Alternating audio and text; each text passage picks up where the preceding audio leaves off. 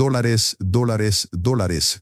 Las tiendas en dólares en Cuba vuelven a ser la noticia. Recuerden que a inicios de año se habló mucho del mercado de tercera y 70 en Miramar, donde no se aceptan las tarjetas en MLC. Pues parece que la prensa oficial por fin ha comenzado a hablar del tema casi un mes después. Ellos son así de oportunos, están llenos de detalles y, por supuesto, para justificarlo y explicarlo todo, aunque nadie les crea ni media palabra. La apertura de algunos establecimientos de venta en dólares ha sido noticia en este inicio de año, pero eso es solo una parte de un proceso más complejo que tiene lugar. ¿Por qué la dolarización parcial de la economía cubana? ¿Cómo eso forma parte de todo el programa de gobierno para reimpulsar la economía y corregir distorsiones? Tal parece que estamos ante la operación MLC 2.0, solo que ahora ya no se habla de MLC, sino de dólares, la moneda del enemigo, el billete verde, y van con todo. Quédate conmigo porque ya comenzamos a analizar todo lo que se dijo en la mesa redonda del 29 de enero, de esas pocas mesas redondas que de verdad importan, y todas las implicaciones que tiene lo que allí se dijo para la población en Cuba.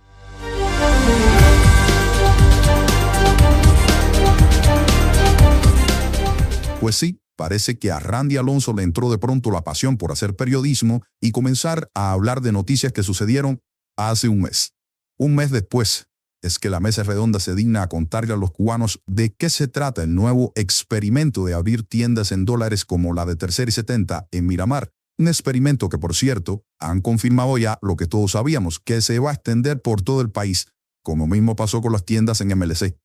Según la narrativa oficial, esta medida forma parte de un programa gubernamental más amplio para corregir distorsiones y reimpulsar la economía. Sin embargo, diversos analistas independientes y ciudadanos de a pie que también pensamos y tenemos opinión, hemos expresado preocupación acerca del impacto real que podría tener sobre la equidad social, la capacidad de compra de quienes solo perciben ingresos en pesos cubanos, los pobrecitos pesos cubanos, y el riesgo de que la desigualdad aumente, un riesgo que es más que evidente, y los posibles efectos sociales no son lo único que preocupa. Preocupa también algo muy importante, es que esta enésima medida para corregir distorsiones, dicen ellos, y para reactivar la economía, ni siquiera funcione para eso. En los primeros minutos del programa de la mesa redonda del 29 de enero, los oradores dejaron claro que la apertura de establecimientos de venta en dólares no es un hecho aislado, sino parte de un proceso calificado como dolarización parcial de la economía cubana. Los mismos que nos dijeron que no iba a haber dolarización, entre ellos el ministro Alejandro Gil, que ahora mismo está en capilla ardiente, perdido y no sabemos dónde, ahora nos dicen que sí, que va a haber dolarización parcial de la economía, porque eso es bueno para la economía cubana. Pues bueno, esta gente que fueron a la mesa redonda señalaron que esta política, descrita también en la Asamblea Nacional, recordemos lo que se dijo en diciembre pasado, busca generar divisas con mayor rapidez para enfrentar necesidades de importación del Estado, por supuesto, y corregir un déficit de moneda dura que, según el gobierno, pone en riesgo la estabilidad de varios sectores productivos y de servicios. Además, en la mesa redonda mencionaron que la implementación de esta dolarización parcial pretende ser gradual y temporal, porque ellos son así, sin prisa pero sin pausa. Una paradoja, ya que han advertido muchos economistas cubanos desde que Marrero habló en la Asamblea en diciembre pasado, tratando de explicar un trabalenguas, que tienen que dolarizar en Cuba para desdolarizar en Cuba. Algo así como que hay que vestirse para quedarse desnudo. Nadie lo entiende, pero lo siguen repitiendo en cada ocasión que encuentran. Primero, ratificar que el programa de gobierno es avanzar hacia una desdolarización de la economía. Pero hay experiencias internacionales que hemos evaluado, que hemos analizado, que una desdolarización forzosa sin la creación de condiciones previas, sin dudas, nos va a llevar a efectos más negativos que los que pudiera estar enfrentando la economía cubana en la actualidad. Por tanto, ante déficit de divisas, hacíamos una evaluación de que una medida de corto plazo, una proyección de corto plazo, transitoria, con una implementación gradual, necesariamente era dolarizar parcialmente la economía. Definimos el alcance de esa dolarización parcial y tenemos experiencias en nuestro país desde los años 90. Según las autoridades, la meta final sigue siendo reforzar el peso cubano como centro de la economía. Escuchen bien, sin embargo, reconocen que en el corto plazo la economía nacional, es decir, el Estado, ellos, no dispone de suficientes dólares para satisfacer la demanda de insumos y bienes esenciales. Bueno, ni esenciales ni no esenciales. Esta versión oficial destaca que más del 90% de la circulación mercantil minorista anual todavía se realiza en pesos cubanos, por lo que ellos están negando que se esté produciendo una dolarización total o que esto sea de verdad muy importante, muy profundo, muy relevante. Esta observación es muy tramposa porque obvia la existencia amplísima del mercado informal en Cuba, del cual el Estado no lleva la contabilidad ni el control. Por lo tanto, ese 90% de circulación mercantil minorista en pesos es engañoso y hasta mentiroso. De igual manera, nuestros dirigentes argumentan que estas nuevas tiendas y servicentros en divisas que ya existen desde el año pasado van a ayudar a captar una parte de la moneda dura que circula informalmente en el país. Es decir, en términos claros, nos están diciendo que el Estado entra de lleno a competir por los dólares que están circulando en Cuba y que no están en sus manos. Y van a competir, obviamente, metiendo el pie, como solo saben hacer ellos. Porque me pregunto, y esto te lo debes preguntar tú también, ¿podrán las MIPYMES o los trabajadores privados abrir mercados en dólares en Cuba? ¿O eso solo lo podrá hacer el Estado? ¿Pueden las MIPYMES y los trabajadores privados en Cuba cobrar en dólares en efectivo o solo lo pueden hacer las tiendas como la de Tercer y 70? La respuesta está bastante clara. Con la recaudación de dólares, aseguran, se podría financiar programas estatales, proyectos de desarrollo y sustituir importaciones, dicen. Además, no tienen miedo en afirmar que así, de esa manera, con la dolarización parcial y la apertura de estas tiendas en dólares, la población, incluyendo aquellos que no poseen divisas ni cobran en divisas, se vería beneficiada a mediano o a largo plazo. O eso afirma la retórica gubernamental. Es decir, que nos están haciendo el mismo cuento que nos hacen siempre. Y el mismo cuento que nos hicieron cuando abrieron montones de tiendas en MLC. Primero dijeron que eran unas poquitas, luego dijeron que eran más y después todas terminaron siendo casi tiendas en MLC. Bueno, nos dijeron que ese dinero serviría para ayudar a aquellos que no acceden a remesas en moneda fuerte. ¿Alguien les compra el cuento a estas alturas del partido? Dime tú. Los funcionarios que fueron a la mesa redonda recordaron experiencias anteriores, para apoyarse en ellas supuestamente. Recordaron el periodo especial, lo que pasó en los años 90 del siglo pasado. En aquella época, la legalización del dólar fue una medida de emergencia para recaudar divisas y sostener la economía, que se encontraba en un estado de colapso tras la desintegración de la Unión Soviética y el bloque socialista de Europa del Este. Y es verdad que aquello funcionó. La medida permitió captar el dinero que de todos modos ya circulaba de manera informal y mejoró parcialmente el abastecimiento. Ahora bien, la medida aquella tuvo una repercusión durísima desde el punto de vista social. En aquella coyuntura, también aumentaron las brechas sociales porque solo parte de la población, fundamentalmente quienes tenían familiares en el exterior o acceso a la industria del turismo, podían adquirir artículos de mayor calidad en tiendas especializadas. Pero ya sabemos que el incremento de la brecha entre pobres y menos pobres cada vez le interesa menos a la gente del gobierno en Cuba. Lo que les interesa de verdad son los dólares. Esos dólares que no tienen y que andan en el mercado informal. El discursito vacío de que nadie quedará desamparado, tampoco se lo cree nadie ya. O al menos ellos no. Hoy, con esta dolarización parcial que están prometiendo y que ya iniciaron, se teme que ocurra algo similar a lo que pasó en los años 90. La parcialidad de la dolarización, si no se maneja con sumo cuidado, va a generar un mercado dual. Bueno, a reforzar la existencia de un mercado que ya es dual, en el que una minoría, un poco más privilegiada, compra en dólares y otra parte mayoritaria se queda rezagada con sus pesitos en el bolsillo enfrentando las carencias y la inflación. Aun cuando los portavoces oficiales aseguran que esta dolarización es transitoria, coyuntural, la historia sugiere que las medidas temporales en Cuba muchas veces terminan arraigándose por años, sobre todo cuando se relacionan con estructuras de dependencia financiera. Detrás de toda la palabrería que dijeron en la mesa redonda, lo que se esconde es una sed desenfrenada por los dólares. En el programa, un representante del Banco Central de Cuba defendió la aparición de nuevos productos financieros como la tarjeta clásica y las tarjetas prepagadas de Bandec.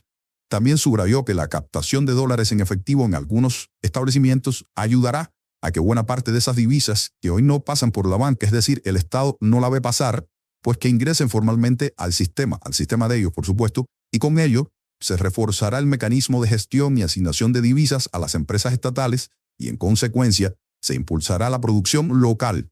Otra vez el mismo cuento. En el papel todo suena bonito, pero en términos prácticos, eso es la receta perfecta como alimento de la corrupción y el socialismo, y para la perpetuidad de la ineficiencia estatal. Pero vamos a intentar ser lo más justos posible y no darles en el suelo con cada palabra que digan. Si te echas la mesa redonda entera, notarás que en gran parte de la explicación oficial resulta relativamente coherente en términos macroeconómicos. Vamos a ver, una nación que importa la mayoría de sus insumos y necesita dólares para financiar esas importaciones, tratará de atraparlos donde pueda, ¿verdad? Sin embargo, ¿qué pasa con las personas que únicamente reciben un salario en pesos? Para eso también se hizo la revolución, ¿no? En la economía cubana, la mayoría de los trabajadores estatales, maestros, médicos, empleados de la administración, entre muchos otros, no reciben remuneraciones en dólares. Su poder adquisitivo está supeditado a una moneda nacional que se encuentra bajo constante presión inflacionaria. Asimismo, el desabastecimiento en tiendas que venden en pesos y hasta en las tiendas en MLC y los altos precios de los productos que sí llegan dificultan la vida cotidiana de millones de cubanos. Pero de eso no se habla mucho en la mesa redonda, que se concentra en justificar las tremendísimas y brillantes ideas de nuestros gobernantes y gurús económicos del partido. Estos argumentan que las divisas captadas permitirán incrementar la producción local y sustituir importaciones. No obstante, un análisis crítico duda que baste con abrir tiendas en dólares para lograr un verdadero despegue productivo. La industria nacional necesita inversión, tecnología y un entorno productivo más estable, un entorno que ellos no han sido capaces de crear. Si las divisas captadas en estas nuevas tiendas se usan mayoritariamente para importar productos terminados, que se revenden luego a la población, el problema de fondo, que es la dependencia de las importaciones, no se ataca, sino que se prolonga, se profundiza. Uno de los ejemplos más claros de esta transición parcial o dolarización parcial es la venta de combustibles en divisas.